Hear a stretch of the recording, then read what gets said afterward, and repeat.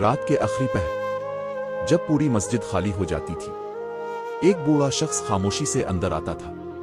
نہ کوئی اسے جانتا تھا، نہ کوئی اس کا نام پوچھتا تھا۔ لوگ بس اسے وہ صفائی والا بابا کہتے تھے۔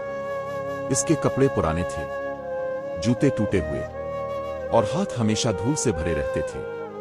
مگر عجیب بات یہ تھی کہ مسجد ہمیشہ چمکتی رہتی تھی، فرش صاف، جوتے ترتیب سے رکھے ہوئے، اور دروازوں سے ہمیشہ خوشبو آتی تھی۔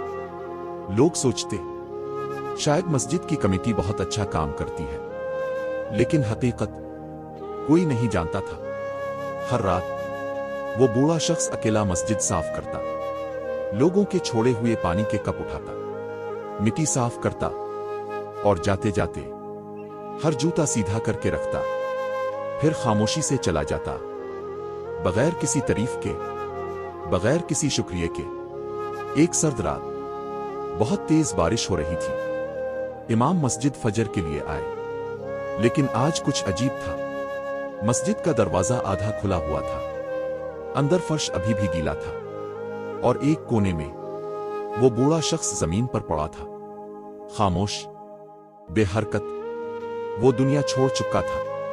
پوری مسجد میں خاموشی چھا گئی۔ لوگ حیران تھے، کچھ لوگ تو یہ بھی نہیں جانتے تھے کہ یہ شخص ہر رات مسجد صاف کرتا تھا۔ نماز جنازہ کے بعد امام صاحب کھڑے ہوئے، ان کی آنکھیں نم تھیں۔ انہوں نے آہستہ سے کہا، آپ لوگ اسے ایک غریب صفائی کرنے والا سمجھتے تھے۔ پھر انہوں نے ایک پرانا لفافہ اٹھایا اور کہا، یہ لفافہ مجھے اس کے سامان سے ملا ہے۔ لفافے کے اندر ایک خط تھا، اس میں لکھا تھا، آ اللہ، میری زندگی میں کوئی بڑا عمل نہیں، نہ میں عالم ہوں، نہ حافظ، بس ایک خواہش ہے، جب لوگ تیری مسجد میں آئیں تو انہیں سکون ملے، اس لیے میں تیری مسجد صاف کرتا ہوں، صرف تیرے لیے۔